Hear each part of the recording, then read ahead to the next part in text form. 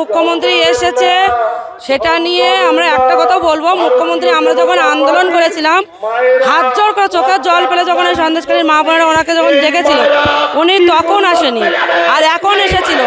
এখন উনি এমন প্রচণ্ড চক্রান্ত করে এখানে ওনার একটা পরিকল্পনা, ভয়ঙ্কর পরিকল্পনা করে উনি এখানে এসেছিলেন।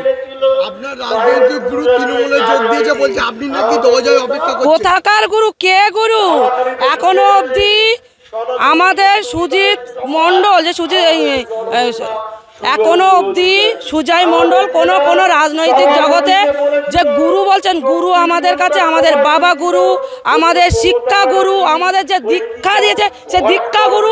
আর তারপরে যদি গুরু থেকে থাকে সেটা আমাদের আন্দোলনের সময়, বিপদের সময় আমাদের হাত ধরেছিল, আমাদের রাস্তায় যিনি রাস্তা থেকে নিয়ে গেছিল তিনি হচ্ছে শুভেন্দু অধিকারী, আমাদের দাদা, আমাদের ঘরের ছেলে। তৃণমূল রেখাপাত্রের জন্য অপেক্ষা করলে তৃণমূলকে রেখাপাত্র ধিক্কার জানায়। এইরকম নোংরা রাজনৈতিক দলে রেখাপাত্র জীবন দেবে কিন্তু তৃণমূলে জয়েন দেবে না।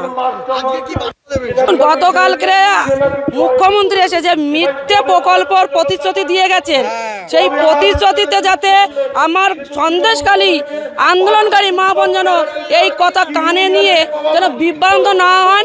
যেখানে ওনারা আছে আন্দোলনে আছেন এবং আমরা আন্দোলনে দেখে এই আন্দোলন আমরা আগামী দিন অবধি চালিয়ে যাব, যতক্ষণ সন্দেশখালীর আন্দোলনে আমরা করে আজকের শান্তি ফিরিয়ে নিয়ে এসেছিলাম। আর সেই শান্তির রাস্তায় আমরা এখনো আছি। দেখুন, শিবু হাজরা, উত্তম সর্দার, শেখ শাহজাহান এরা জেলে, এবং সেখানে উত্তম সর্দার ছাড়া পেয়ে গেছে দোষী হয়ে। দোষী আজকের অপরাধ করে যদি ওদের যদি শাস্তি না হয়, ওরা যদি একের পর এক জামিন পেয়ে যায়, তাহলে আইন কি করছে? আইন তো ওদের পক্ষে আইন তো সাধারণ মানুষের জন্য না। আমরা যে এত বড় আন্দোলন হলো সন্দেশখালীতে, এত মানুষের এখন অবধি জমি জায়গা ফিরিয়ে দেয়নি, আন্দোলন করে আমরা জমিটাকে ফিরিয়ে নিয়েছি। এখন এখানে তৃণমূল কংগ্রেস হচ্ছে প্রচণ্ড একটা ধরন্তর একটা দল।